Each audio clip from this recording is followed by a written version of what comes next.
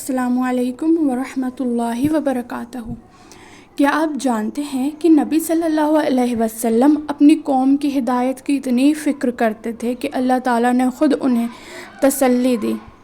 آخر ایسا کیا تھا جو نبی صلی اللہ علیہ وسلم کو اتنا غم دیتا تھا؟ آئیے سورہ الکہف کی اس دل کو چھو لینے والی آیت کو سمجھتے ہیں۔ اللہ تعالیٰ فرماتے ہیں فَلَعَلَّكَ بَخِيعٌ نَفْسَكَ عَلَىٰ آثَارِهِمْ إِن لَّمْ يُؤْمِنُوا بِهَٰذَا الْحَدِيثِ أَسَفًا۔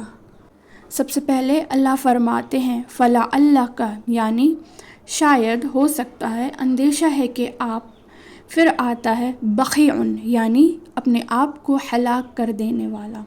اس کا روٹ ورڈ باخعین ہے جس کے معنی ہوتے ہیں ذبح کرنا یا جان نکال لینا۔ نفسکا یعنی اپنی جان کو، اپنے آپ کو، اور پھر علی آثارہم یعنی ان کے پیچھے، ان کے نقش قدم پر۔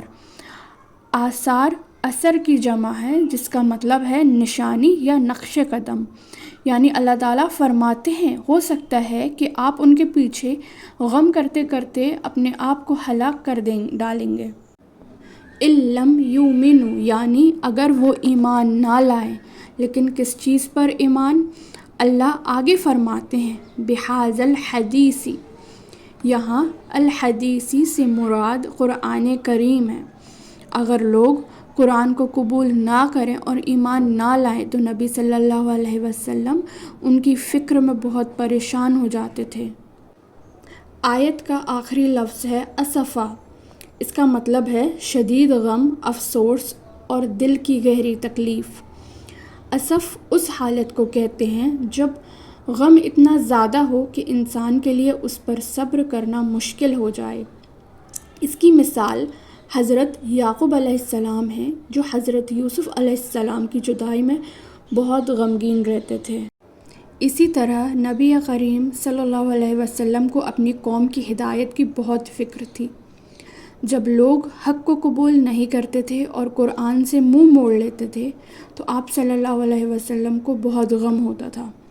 اس آیت میں کون لوگوں کی طرف اشارہ ہے؟ یہ اشارہ اہل مکہ کی طرف ہے، خاص طور پر نبی صلی اللہ علیہ وسلم کے قریبی رشتہ داروں، خاندان اور قوم کے لوگوں کی طرف۔ اس لیے اللہ تعالیٰ اپنے نبی صلی اللہ علیہ وسلم کو تسلی دیتے ہوئے فرماتے ہیں کہ آپ اتنا غم نہ کریں کہ اپنی جان کو مشقت میں ڈال دیں۔ آپ صلی اللہ علیہ وسلم کا کام پیغام پہنچانا ہے اور ہدایت دینا صرف اللہ تعالیٰ کے اختیار میں ہے۔ کبھی کبھی ہم اپنے گھر والوں، دوستوں یا قریبی لوگوں کو دین کی بات سمجھاتے ہیں لیکن وہ اسے قبول نہیں کرتے۔ ایسی صورت میں ہمیں مایوس یا پریشان نہیں ہونا چاہیے۔ اس آیت سے ہمیں یہ سیکھنے کو ملتا ہے کہ ہماری ذمہ داری صرف حق کا پیغام پہنچانا ہے۔ کسی کے دل میں ہدایت ڈالنا ہمارے بس میں نہیں بلکہ اللہ تعالیٰ کے اختیار میں ہے۔ نبی صلی اللہ علیہ وسلم کو بھی اپنی قوم کی ہدایت کی بہت فکر تھی، لیکن اللہ تعالیٰ نے انہیں تسلی دی کہ آپ اپنے آپ کو غم میں نہ ڈالیں۔ اس لیے ہمیں نصیحت کرتے رہنا چاہیے، دعا کرنی چاہیے اور پھر نتیجے کو اللہ کے حوالے کر دینا چاہیے۔